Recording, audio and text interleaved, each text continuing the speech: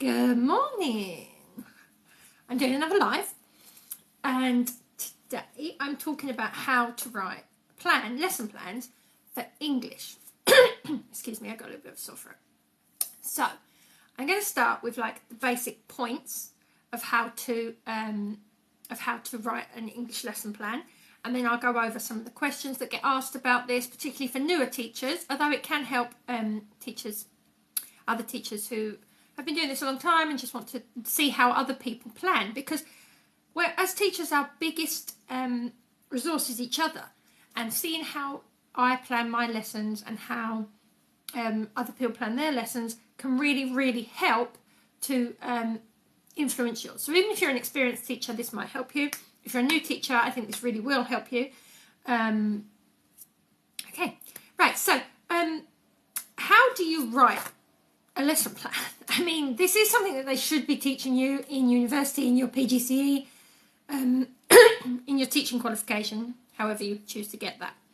And the first thing you want to start with is the end in mind. You want to think about what you actually want the students to learn. Now, this might sound like a really obvious thing, but a lot of people miss it, or go in with a good intention of intending to think about the thing they want the students to learn, and actually they end up thinking about, well, I'd really like them to come away with a great looking poster for the display, which is nothing wrong with that, except that the goal of the lesson is to improve their knowledge, is to move them forward a little, is to advance their learning, and the outcome shouldn't be the product of their writing, or the product of their drawing, or their product of whatever it is they're going to make. It should be the thing they're going to learn, and we call that the learning objective, sometimes shortened to LO. Various schools use all different kind of acronyms and things, so but I call it the learning objective. Lots of people call it the learning objective. So the first thing you need to do is decide on your learning objective. What are they going to get from the lesson? What are they going to learn? Then the activity comes on the back of that. So you need to think about the activity that you will create for them to help them learn the learning objective. So they might be using a book, they might be practicing a certain skill, they might be drawing a poster, they might be creating a craft, they might be writing a long paragraph. Whatever the activity is going to be, what thing will they complete which will help them get the learning objective? So that's the second thing you do. Third thing is, now you know your learning objective and you know the activity that they were going to be doing to get them there. You've got to decide how you're going to get the information across, which will help them not only learn the learning objective, but also to complete the activity that you have decided will work for them. So you need to figure out how you're going to do this. Will it be a PowerPoint? Will you be using examples? Will you be having the children lead the lesson? These are the decisions that you need to make. You need all of these decisions before you can even start to write your lesson plan. So you need to think about what they're going to learn, the information, the learning objective, how they're going to be just demonstrating it and learning it and practicing it, and how you're going to get this information across. Now, the most basic, not basic because that sounds like it's wrong, but a very popular way of doing this is having a PowerPoint or a smartboard, or even talk and chalk where we write on the board, old-fashioned style. People aren't as old as me. And they talk through the information they want the students to learn, and then give them an activity such as a worksheet or a writing activity or a craft or something to demonstrate to the teacher that they have taken in the information that you've given them. So that's the basic overall things that you need to decide.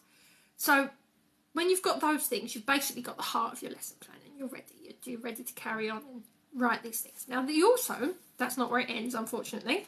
You need a starter. I'll talk a bit more about starter in a minute, but you need some warming up. There's been a lot of research, a lot of studies into why starters are important in lessons, but you need something that makes the class ready. They're ready to get going, they are keen, and their brains are in the right place.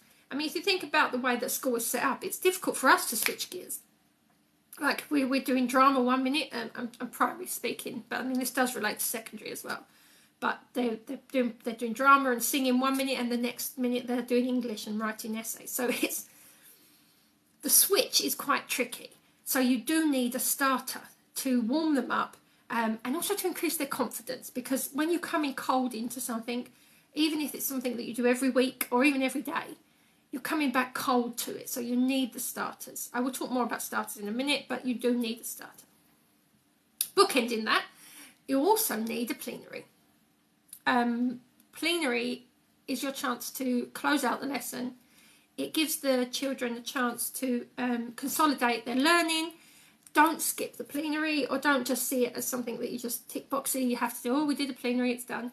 Plenary can be incredibly useful, and it gives the children a chance to show that they understood as well, which also increases confidence. And like I said a minute ago about the starter, it bookends it. So if you have the plenary and it's a good plenary, you can use it to close off the lesson and prepare them for where they're going next, because they need to feel that that was a complete journey, and now they're on to the next subject or the next topic or even the next completely different class. So don't skip the plenaries. I will talk more about plenaries in a moment. So now that you've got all of these things decided, you've got your learning objective decided, your activity that they're going to be learning, how you're going to get the information across, what your starter will be, what your plenary will be. Now you've got all this information, you can now write out. Now, I will talk more about the structure of a lesson plan in a moment. I've also got some lesson plan examples that are free. You can have them. I will give you a link to those, and you'll be able to see how that works. But now that you've got that, you know the core of your lesson, you know what's going to happen, you've basically got your lesson plan. And we'll look at this step by step in a moment and how to do this in more detail. But a really, really, really good thing to remember is that the learning objective is the point of the lesson. What I said first, the learning objective is the point of your lesson. There's no point having all of this fancy delivering the information in a really great way and having them do all sorts of things and producing an amazing product at the end of it without them learning the point that you're trying to get across. So try to really focus in on the learning objective. Okay, so there you go. They're the 6 points of how to write a lesson plan. And if you take nothing else away from this video, use those. All right, so I'm going to go back to the first point. What's a learning objective and how do you write one? Well, majority of lessons have a learning objective. They have to. They need a learning objective. It's just, that's life. We can't get away from that. And it's the aim of the lesson. And a lot of people confuse learning objectives with the learning activity, and they are not the same thing. They're not the same thing. They're very different. The learning activity is the things the kids will actually do. It's an activity. It's a thing they would do. That's the learning activity. For example, they might write a paragraph about, or a paper about Captain Hook's appearance. And this is the thing they will be doing. That's their learning activity. They're going to write about how Captain Hook looks. But that's not what they're learning from the lesson. That's just the thing they are doing in the lesson. The thing they're going to learn from the lesson, the thing you might be teaching them, isn't about Captain Hook, necessarily. You know, that's not the learning objective. That's not the goal. The goal would be how to write a descriptive passage, how to describe a character. These are things, these are skills. And they might take these skills away and use them somewhere else, not relate to Captain Hook. But so Captain Hook was the activity you used to demonstrate, so they could show their knowledge, so they could create a thing. It was the learning activity. But the objective of the lesson was how to write a descriptive passage. Or it might have been how to use adjectives. I don't know, whatever your lesson is aiming for. But the activity was not the learning objective. The objectives are the skills that you hope the children will leave the lesson with. I shouldn't say hope. The objective is the skills your children will leave the lesson with. Positivity. Right, so that being said, sometimes the learning activity and the learning objective can be the same. They can be the same, and they can be very, very similar. So don't get worried if you think your learning objective is the same as your activity, because that's not a terrible thing. But it's important to keep in mind that the skill you are teaching the children is not just related to a singular activity that they're doing. For example, say you were teaching the children how to bake a cake, and then you baked a cake. This isn't related to English, obviously, but you were baking a cake, and then you baked a cake as the activity. If your learning objective was to teach them how to bake a cake, the activity is going to be the same as the learning objective. So it doesn't always mean they're different. It just means the skill that they take away from your lesson is the learning objective. It's not necessarily the activity.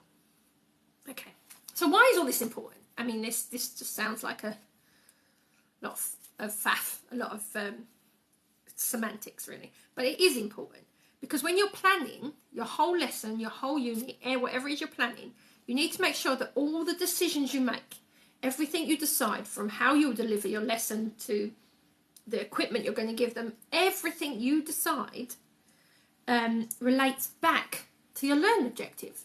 Everything you decide for your lesson must in some way lead the children to this learning objective. You want them at this learning objective, which is why you choose the things that you choose to put into your lesson. So that's why it's important. Okay, so that's the learning objective. So next up, how do you choose an activity for your lesson? Because you've got what they're going to learn. How are you going to teach it to them? Well, the activity is fun. The activity is the fun part. This is the bit that everybody likes. Because the activities you choose, they give them a chance to develop their skills. They can do something, demonstrate the learning objective, practice it, learn from it, these kinds of things. And if you have a topic, it can be a good idea to choose activities which relate to that topic. Now, so all schools are different. People that homeschool have their own ideas about topics, all these sorts of things. So try and centre your activity around the topic, but don't be too strict with yourself or with it, because I've seen teachers get into a bit of a panic. I mean, we could be doing, I don't know, Stone Age, for example, as a topic, and then they try and squeeze everything into a Stone Age theme, and it just doesn't work for some things. For example, like I said, if you were trying to teach them how to bake a cake, that wouldn't work. You can't squeeze it in. Rock cakes, maybe, at a push. I don't know. Maybe. Sorry, I do laugh at my own jokes a lot. Yes. Anyway, so if you're teaching the learning objective, I don't know, if your learning objective is to write instructions, for example, instructions works really well. Oh, look at that. I've got a filter on here which makes me look less tired. I always do this on live videos, and then when I come to put the video on YouTube, it seems strange. Why haven't I edited it? I might. Anyway, I got distracted. So, where was I? Instructions. Right, so say your topic is the Stone Age, like I said. You might want the children to write instructions about... I forgot what I was saying. Oh, about the Stone Age. So you might want children to write instructions about how to start fire, how to create tools, these kinds of things. Your learning objective might be to write instructions, learn how to write instructions, and your activity could be the children doing the actual writing of the instructions. You can also, in a very fun way, have them do some activities first. Probably not starting a fire. Not a great activity. Probably fun. But don't have them start a fire in your classroom. That's not good advice. Sorry, I got completely sidetracked there. I realised I just told you to start a fire in your classroom. Yeah, don't start a fire in your classroom. That's not good advice. But yeah, so if you're going to write instructions, for example, you can fit that into any topic at all. Easy. Easy peasy. When you are choosing your lesson activities, you need to think about how the class will interact with the learning. They're not activities just for the sake of them. They are activities for the learning objective. Remember that. Okay. Right, so there you go. I promised I would come back to lesson starters and what makes a good lesson starter and how to do them. So let's do that. Lesson starters. I don't know what's going on with my face. It's very blurry. Sorry, I'm blurry. Lesson starters must not be skipped. They are really important, like I said. The children move from one subject to another. They need the lesson starters to get them warmed up. They need to quickly, very, very quickly shift their thinking. They need to improve their confidence. They need the lesson starter. So it's not something to skip. It's really, really important. I advise you to think carefully about your lesson starters. I really do. Good starters are not too easy. They will challenge the class. They will push them on a little bit. They will start their thinking about the subject in a very definite way. But they're not too hard either. You don't want them discouraged right straight at the beginning of the lesson. This is not, we don't want discouraged at all. But they can't be too hard, because if they're too hard, they don't like it. They've not switched on their brain. They've not got the confidence to start the lesson. They're not actively being involved in the learning objective, and that's what you need right from the start. So good starters can be like discussion topics, particularly for things that are not like science or maths or things like that, but things like English or drama or anything like that. Discussion topics are a really good way to start a lesson, because you can ask them what they think about a topic, what they think about how a dragon should be trained, for example. You know, these things are quick and they're easy, and they just get them in. Quick fire questions, paired work, get them ready for the main lesson. So give them something, pictures, for example. What do you think is going on here? Could be related to the main lesson. They can choose great words. They can think about how their partner thinks. They can relay information between each other. These very, very quick, easy starters, just get their confidence up. Get them ready to learn. It's a nice idea if you plan your starters with the end of the lesson in mind. And what I mean by that is that if you give your children a task, something that's not very complex, just give them a task, and have them give you suggested answers. So something that they think is a good idea. So again, if I come back to the instructions thing, how would we use instructions to show someone how to do something? And you don't need to correct them, you don't need to improve on it, you can just take this information that they've given you, their ideas, and store it like on a chart or on the board or somewhere that they can see it. This is the starter, this is the information we got in the starter. And then you can come full circle at the end of the lesson for the plenary, ask them the same question. Now hopefully, if you chose your starter and your learning objective well, when you come back to it at the plenary, you'll be able to ask exactly the same question, and they will see how much they have improved, because when we used the starter, they didn't have the learning that they'd had an hour ago. If you haven't taught them how to write instructions, and then you ask them for instructions in the starter, and they tell you, you pick up your dragon, you feed it, you train it, and you wrote that as their thing, as their instructions. Then in the plenary, after all the work they've done, all the exciting things that you've done for your lesson, the plenary comes back to their starter question and says, how do we write instructions to train a dragon? And they're much more detailed. They've got great words. They've got all these things in there that they want to include. And their plenary instruction will be much, much better than their starter instruction. So it's quite nice to come full circle. It's not always easy to do this, or not even relevant to do this. Sometimes it just doesn't work, but it is nice. It's good for editing as well. Like if they write a short text as a starter, they can edit it as a plenary, and they'll be able to see how much their writing has improved in that short space of time, which is great, and it really builds their confidence, and it's nice to see as well. We managed to do it. We imparted knowledge. Yay! Maybe. So on the topic of I'll try that again. On the topic of plenaries, you want to consolidate with plenaries. You want them to give them a chance to demonstrate that they actually took something from your lesson, something good, something useful, some kind of learning, hopefully the learning objective, we hope and hope. So in your plenary, they want to demonstrate that they did something. You can use exit tickets, they're always quite nice. circling back to the starter, as I just said. You can do fun games, quick fire questions again. These sorts of things are great for plenaries. They close off the lesson and they give the children confidence for the next time that they come back to this, because it builds on itself. It's one of these things that if you keep at it, it builds on itself. Right, so there you go. All of that said, you've got all the information, you've made all the decisions, you know exactly what they're going to be doing. How do you write a plan? I was not explicitly taught this at university. Like when I did my teacher training, they gave us lots of information, lots of examples, and then I was a little bit like, oh, how do I write it all down? Do I just write it like a list? Some people don't do this.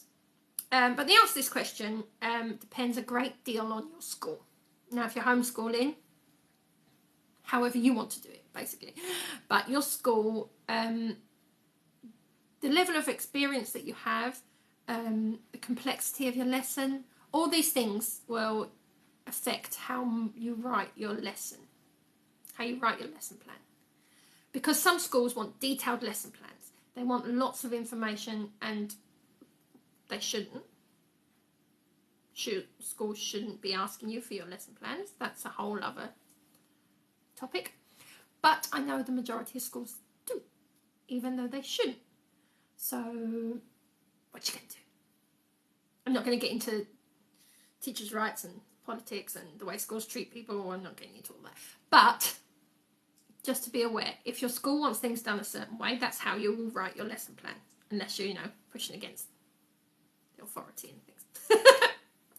Anyway, right, so your level of experience will also come into play, because if the school doesn't want me to write a detailed lesson plan, I can get everything I know down onto a post-it for the lesson. Short reminders, ask quick questions.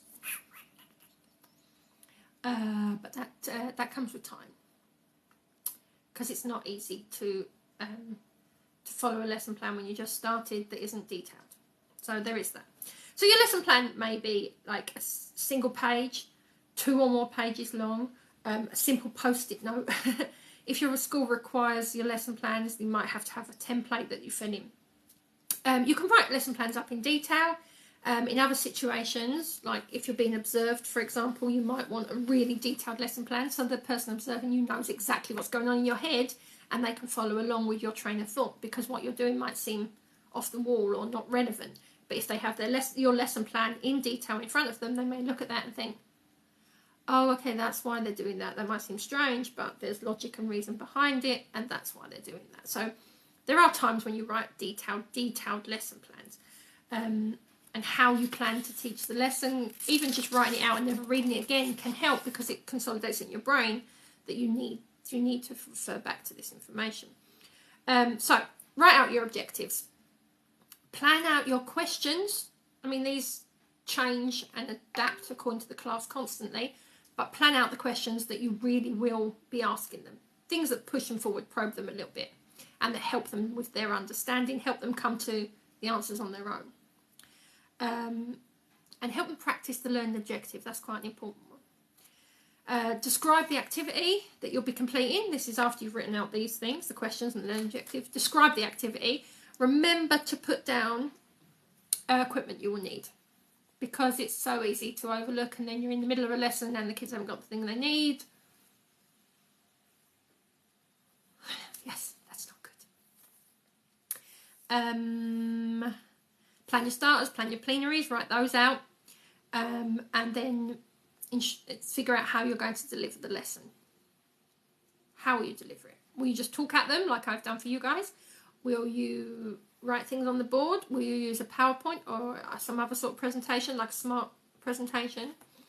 Write these things out in your lesson plan. Okay. Now, I do two different types of lesson plans. I have a unit of lessons. So, say if something's going to roll over into further weeks, for example, I have a whole unit on opinion writing, and it goes on for, I want to say 3 weeks. I can't remember, but about that. And the plans for each individual lesson are quite small. Now, the reason for that is because the detail of the plan is the same for nearly every single lesson, because the things I'm going to be assessing, the way they're going to carry on, the questions that will be asked, are nearly identical in every single lesson for those 3 weeks, which means I'm not going to write individual plans for, we've got 3 weeks, 15 lessons. I'm not going to write an individual plan for each day that is basically a copy of the previous day. So the bits that are different will be put into the unit plan. So it's a lot smaller for each day, but it's a bigger plan overall. The other type of lesson plan I write is a detailed 1 lesson plan, which includes all sorts of information. It includes the learn objective, the questions they will ask, the starter in detail, the main lesson in detail, how it will be delivered, the activity the children will be doing, how this will be assessed, the plenary, how will I assess the overall attention of the children to the learn objective. All these things, the resources that are needed, further activities, extension activities, this kind of information will be in a very detailed, usually 1 full or 2 full pages of lesson plans, will be for 1 single lesson. That's quite a detailed plan, and I wouldn't expect teachers to do that for every single lesson, but that's something that I write out for, like I say, for an observed lesson, things. If you would like to see examples of both these kinds of plans, you can see the opinions unit lesson plan for free. It's on my website.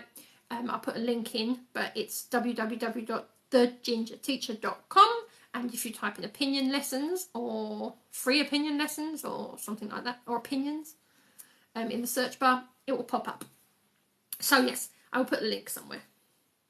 I don't know where. I'll put it somewhere. So sorry. So I lost my train of thought again. Oh yeah, so that's the unit plans. Individual lesson plans in detail. You can also see those. I have I want to say character descriptions lesson based on the book Mr. Stink by David Walliams, and that's free also. You can see that also on my website, Mr. Stink character descriptions, and the lesson plan for that is quite detailed and has all the sections that I just described. Yes, so you can also get that for free. I have lots and lots of lesson plans and units and other things on my website, but if you just want some examples, they are the places to go. Okay. If you want English lessons written for you, check out my website. And I think that's it. I normally get asked with this kind of planning, this type of planning, I get asked a little bit about progression. And it, like I said before, it depends on the type of lesson you're teaching. But if you're going to be teaching a lesson that progresses into the next lesson, like a unit of work, then your lesson plan won't be as detailed for a single one-off lesson, because they're the same. You wouldn't have 5 different individual lesson plans that all basically say the same thing, because it's a unit of work and they're focusing on the same type of thing. So progression does come into it. Although I haven't mentioned it very much, you will be looking at that. But if you do want examples, please download my free unit lessons and my Mr. Stink character description lessons for an example of how to do this, because it's easier to see it than someone describe it to you. But yeah, so they're the things that you would need to cover. And I hope this was helpful. www.thegingerteacher.com. You can also read my blog where I talk about this in much more detail, because it's written and I'm better at writing things than just blah. And you don't have me laughing at my own jokes as much, because, it's a blog. Also, my face doesn't keep going blurry, because TikTok thinks that I'm not pretty enough, so even when I take filters off, it still kind of softens the edges a little, which I'm not complaining about particularly. Anyway, I hope you have a wonderful day, and if you'd like to watch this video again, where I go in detail about my English planning, it will be on YouTube after this live. Bye-bye.